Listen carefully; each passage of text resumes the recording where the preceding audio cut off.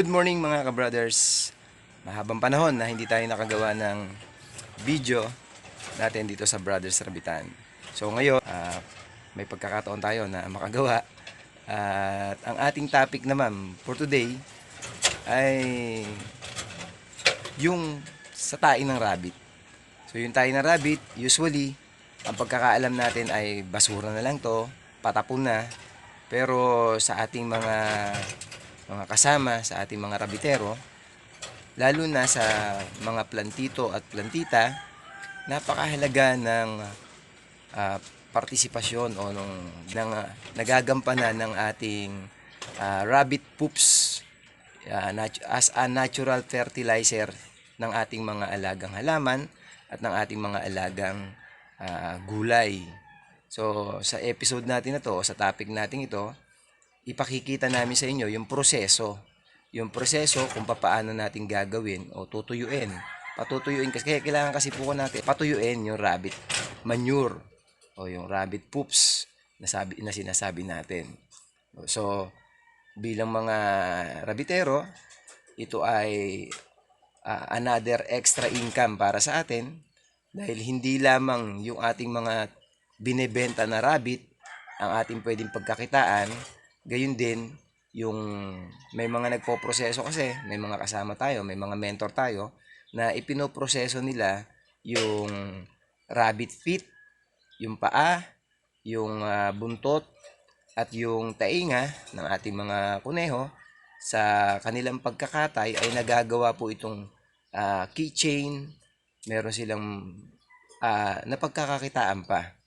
No? So sa atin, ang proseso naman natin gagawin ngayon, as a topic natin for today ay yung kanyang rabbit manure bilang natural fertilizer para sa ating mga halaman at sa ating mga gulay na kung tutuusin, patapon na, pero pwede pa po palang pagkakitaan. Okay guys, nandito na tayo ngayon sa ating area ng patuyuan ng poops ng rabbit o yung tae ng rabbit. So, pasintabi doon sa mga kumakain, no. Ito naman hindi naman ganoon ka din kabaho o odor ng tae ng rabbits. Kaya napaprocess natin para maging natural fertilizer ng ating mga plantito at mga plantita. So, ayan, papakita ko sa inyo yung process. Umpisa natin doon sa finished product natin. Ito na po mga brothers, yung ating finished product na tinatawag. So ito, tuyo na siya. Tuyo na, natanggalan na natin ng foreign mat. Ayan, bagaman meron pang paunti-unti. No? So ito yung mga pinakain naman natin sa kanya na iniisa-isa din namin tanggalin. So ito yung tuyo na at ready to use na. O kaya pwede nang ibenta.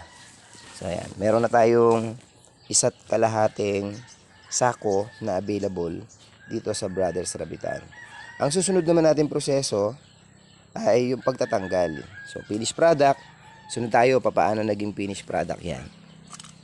Yan. So dito tayo. So ito po yan.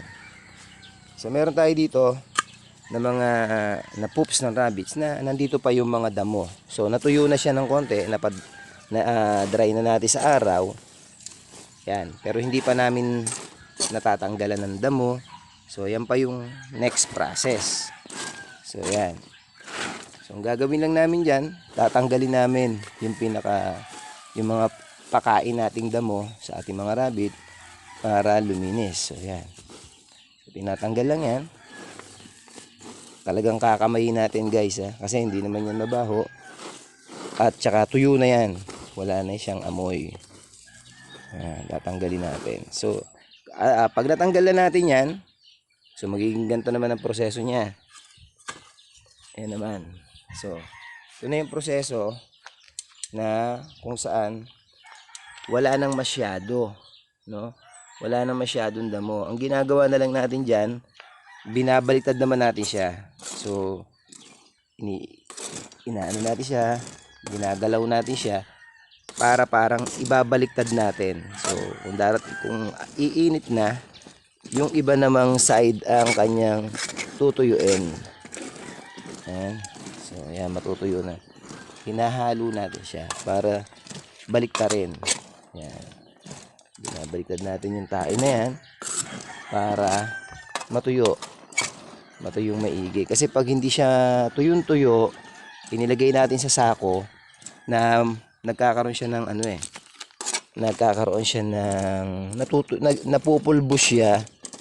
Parang nagkakaroon siya ng bulate, yung kanyang natural na bulate. Meron siyang sariling bulate na tumutunaw sa kanya. Kaya walang problema din, nagiging napupulbos siya. Napupulbos siya sa pamamagitan ng natural process nila. So yan, yung kagandahan ng tae ng rabbit. So yan, after dito sa ano na to, sa stage na to. So ito na 'yon. Ito naman yung pinilian namin siya, no? Parang baliktad ang nangyari sa akin okay. So basta 'yan. Ito na yung ano niya. Ito naman yung malapit na sa finished product uli. Na-process na namin siya, natanggalan na natin ng mga foreign mat, no? Foreign mat, yung mga kinain, yung mga balahibo andiyan, tapos misa kung ano yung nalalaglag. Talagang naayos natin 'yan. Nililinis natin 'yan para pag dumating sa ating mga customer ay ready to use na yung ating rabbit poops natural fertilizer, no? Organic fertilizer po yan.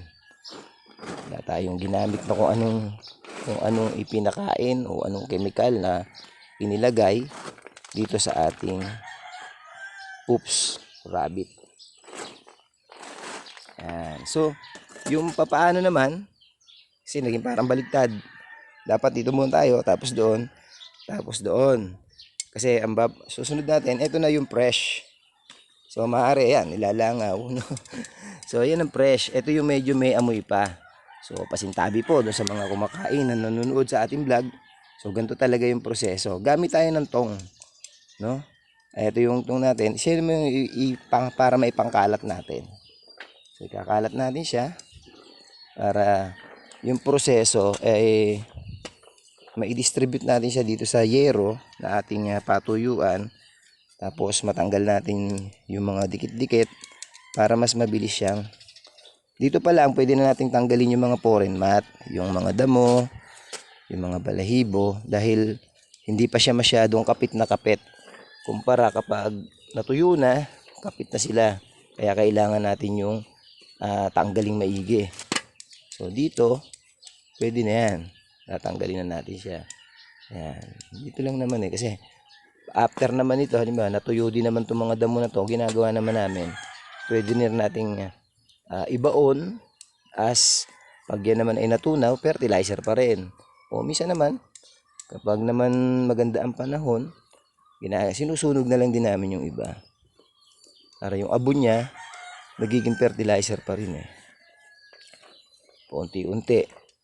Kasi bawal din magsunog, hindi maiwasan kasi para huwag kumalat. Ayan, unti-unti. So ganito lang guys yung ating ginagawa, pero mahabang proseso kasi itong isang ano na to, itong proseso na to, humahaba siya ng mga hanggang 3 araw bago natin makuha yung finished product na tuyong-tuyo, no? So ayan, maraming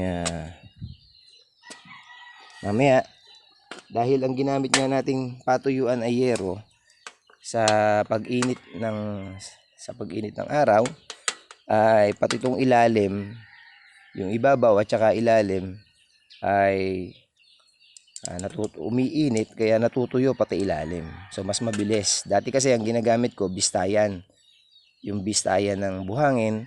Ang nangyayari, tumatagal kasi ang natutuyo lang yung ibabaw at yung ilalim malamig doon. So ang tagal ng proseso.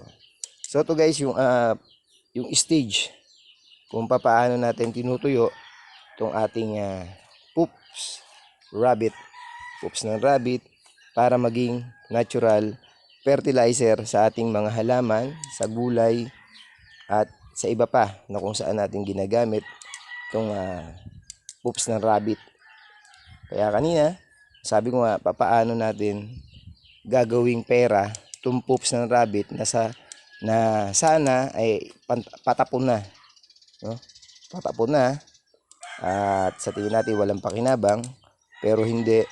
Ang totoo po, sa tayo ng rabbit ay may pera. So, yan po mga kasama, mga ka-brothers, ang ating proseso na ginagawa dito sa poops ng rabbit. So, doon, meron pa tayo. Yan po. Poops ng rabbit.